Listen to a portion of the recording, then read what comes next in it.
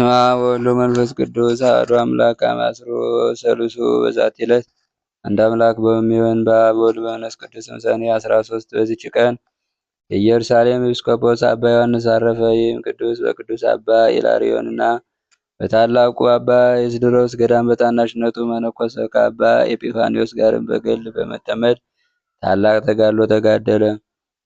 የደግነቱ የተጋድሎውና የትሩፋቱ ዜናም በቦታ ሁሉ ተሰማ። ከዚህ በኋላ ኤጲፋንዮስ በቆጵሮስ ሀገር ኤጲስቆጶስነት ከተሾመ በኋላ እርሱን መርጠው በኢየሩሳሌም ኤጲስቆጶስነት ሾሙት። ይህም አባት በሹመቱ በነበረ ጊዜ ሰይጣን በገንዘብ ፍቅርና በዚህ ዓለም ክብር አሳተው። ብዙ ገንዘብ ሰብስቦ ለማዕዱ የሚመገብበት የወርቅና የብር ሳህን አሰርቶ ነበርና ለድሆችና ለምስኪኖች መራራትን ተወ። ምንም የእንጀራ ቁራሽ አይሰጣቸውም ነበር። ቅዱስ ኤጲፋንዮስን በሰማ ጊዜ የቀድሞውን ተጋድሎውንና የዓለም መናኒነቱን ፍቅሩንም አስታውሶ እጅግ አዘነ። ከቀድሞ ጀምሮ በመንፈስ ወንድሙና ወዳጁ ነበርና። ስለዚህም ብፁዕ ኤጲፋንዮስ ከቆጵሮስ ተነስቶ ወደ ኢየሩሳሌም ወደ አባ ዮሐንስ መጣ። አባ ዮሐንስን በጥበብ ከስህተት ያድነው ዘንድ ክብር ይግባውና የጌታችን መቃብር ባለበት ቤተ መቅደስ ለመስገድ እንደመጣ አመካኘ። በተገናኙም ጊዜ አባ ዮሐንስ አባ ኤጲፋንዮስን ወደ ቤቱ አስገብቶ ማዕድ አዘጋጀለት። በማዕድም ላይ ከብርና ከወርቅ የተሰሩ ሳህኖችን አኖረ። አባ ኤጲፋንዮስም በልቡ አዘነ፣ ለድሆችና ለምስኪኖች ርኅራኄ እንደሌለውም አየ። ከዚህ በኋላ ከእርሱ ዘንድ ወጥቶ በኢየሩሳሌም ካሉ ገዳማት በአንዱ አደረ። ምክንያትም አዘጋጀ። ይህም እንዲህ ነው። ወደ አባ ዮሐንስ እንዲህ ብሎ መልእክተኞችን ላከ። ወንድሞ ሆይ ከቆጵሮስ ሀገር ሽማግሎችና የሕዝቡ መምህራን ወደ እኔ መጥተዋልና በእነርሱ ፊት ታከብረኝ ዘንድ ከወርቅና ከብር የተሰሩ የማዕድ ዕቃዎችን ይመገቡባቸው ዘንድ እንድትልክልኝ ይሻለው። እርሱም ላከለት። ያን ጊዜ አባ ኤጲፋንዮስ ዕቃዎቹን ወስዶ ሸጣቸው፣ ዋጋቸውንም ለድሆችና ለምስኪኖች መጸወታቸው። ከዚህ በኋላ በተገናኙ ጊዜ አባ ዮሐንስ አባ ኤጲፋንዮስን የላኩልን የማዕድ ዕቃዎችን መልስ አለው። እርሱም እሺ አለው። እንዲህ ሁለተኛና ሶስተኛ ጊዜ ነገረው። አባ ኤጲፋንዮስም እሺ አለው። በአንዲት ዕለትም ክብር ይግባውና የጌታችን መቃብር ካለበት ቤተ መቅደስ ሲወጣ አገኘው።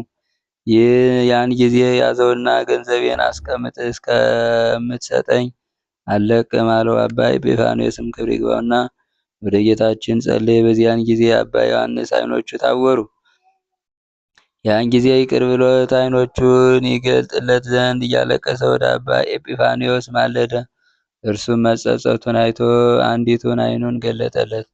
እንዲህም አለው፣ ነፍስን ታስብ ዘንድ አንዲቷ ዓይንህ ዕውርት እንደሆነች ትቶልሃል።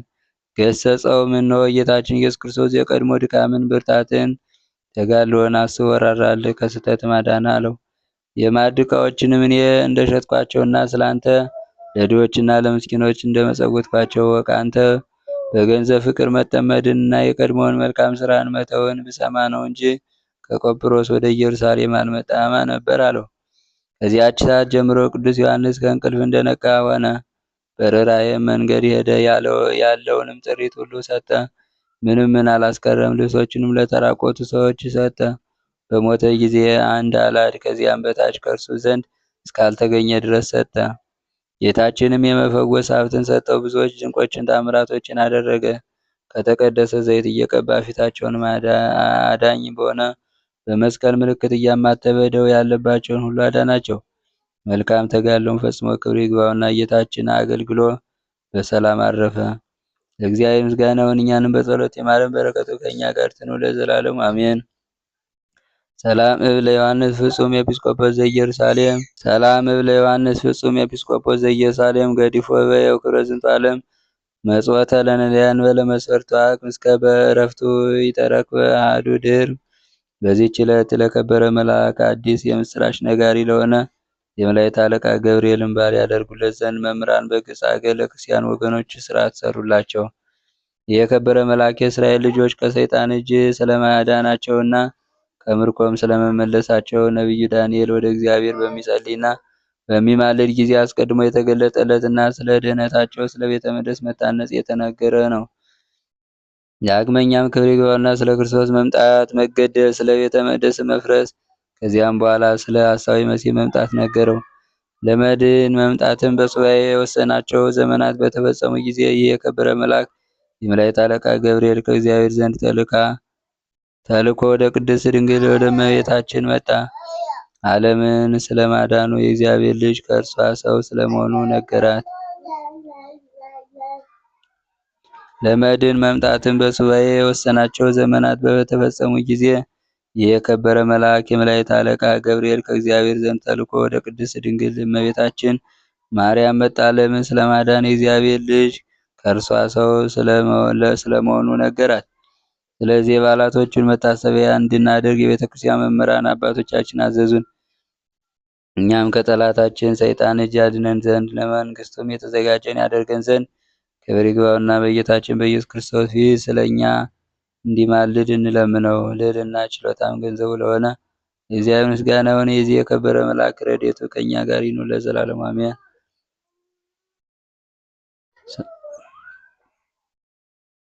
ሰላም ለገብርኤል በደዊሁ ዘተአስሮ መላእክተ ሰማይ ጌጋይ በትውልደ ሰብ ዘገብሩ ሰላም ለገብርኤል በደዊሁ ዘተአስሮ መላእክተ ሰማይ ጌጋይ በትውልደ ሰብ ዘገብሩ ለዝንቱ መልአክ በእንተ በይሁ ወክብሩ ብሔረ ግብጽ መምህራነ ሥርዓት አንበሩ በዛቲ ዕለት ይትገበር ተስካሩ።